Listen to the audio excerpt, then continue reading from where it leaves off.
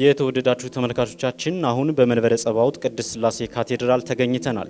እዚህ ልንገኝ የቻልንበት ምክንያት ደግሞ ከሀገረ አሜሪካ የቅድስት ሥላሴን ህብረት ለመቀላቀል ከጎናችን ተገኝተዋል። My name is Ras Jeremiah Kiddis Tafari. Ras Ayel Tafari.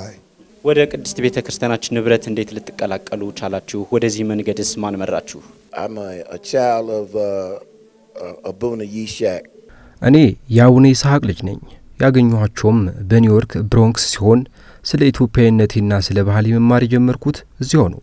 እሳቸውም እውነተኛ ኢትዮጵያዊ ለመሆን ፊደል መማር እንዳለብኝና የኢትዮጵያን ታሪክ ማወቅ እንዳለብኝ ነገሩኝ። አሁንም እየተማርኩ ነው። የዛሬው ቀን የህይወት ዘመኔ ህልሜ የተፈጸመበትና የሙሉነት ስሜት የተሰማኝ ቀን ነው። ምክንያቱም ያንን ከዚህ ቀደም ማድረግ አልቻልኩም ነበር።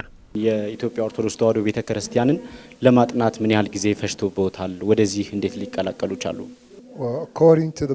በመዝሙረ ዳዊት መጽሐፍ መሰረት ኢትዮጵያ እጆቿን ወደ እግዚአብሔር ትዘረጋለች ይላል። ስለዚህ ከተወለድንበት ጊዜ ጀምሮና መጽሐፍ ቅዱስን በማንበብ የኢትዮጵያ የአባታችን ምድር መሆኗን እናውቃለን። በመሆኑም ዛሬ ኢትዮጵያ የተገኘ ነው በዮሐንስ ራእይና በመዝሙረ ዳዊት መጽሐፍ የተነገረውን ትንቢት ለመፈጸም ወይንም ለማሟላት ነው። ከዚህ ሌሎች እንዲማሩ ምን አይነት መልእክት ያስተላልፋሉ? Today being a new birth ዛሬ ለእኔ አዲስ ልደት፣ አዲስ ዘመንና አዲስ ስሜት ነው።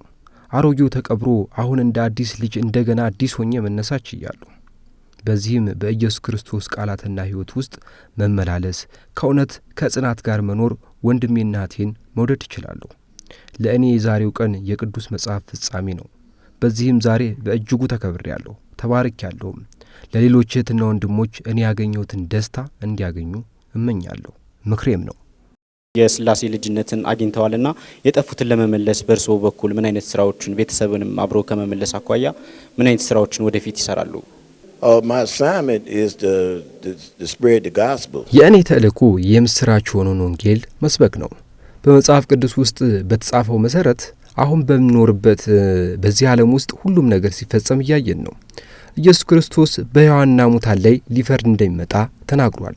ስለዚህ እኔ ቀደም ሲል የሞትኩ ነበርኩ። አሁን ግን ወንጌልን ስላወቀው ሕያው ሆኛለሁ። ይህንንምና ሌሎችንም አበስራለሁ። የሥላሴ ልጅነትን በማግኘቶት ምን ተሰማዎት? ለሌሎችስ ምን መልእክት ያለዎት?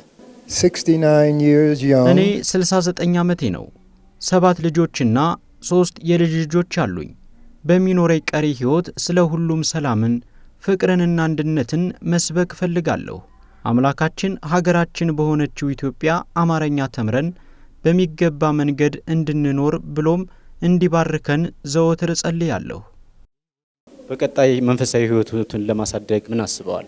Well, after my baptism, የሕይወት ምዕራፍን በመክፈት እውነትና ጽድቅን መኖርን፣ ቅን ሆኖ መመላለስንና ሁሉን ቻይ አምላክ በፍጹም ፈቃዳችን ማገልገል መሆኑን ከዛሬ ጥምቀቴ በኋላ ለሁሉም እንደማሳይ ተስፋ አደርጋለሁ።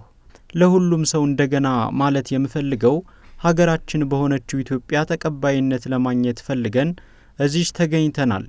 ለዚህም በጣም አመሰግናለሁ።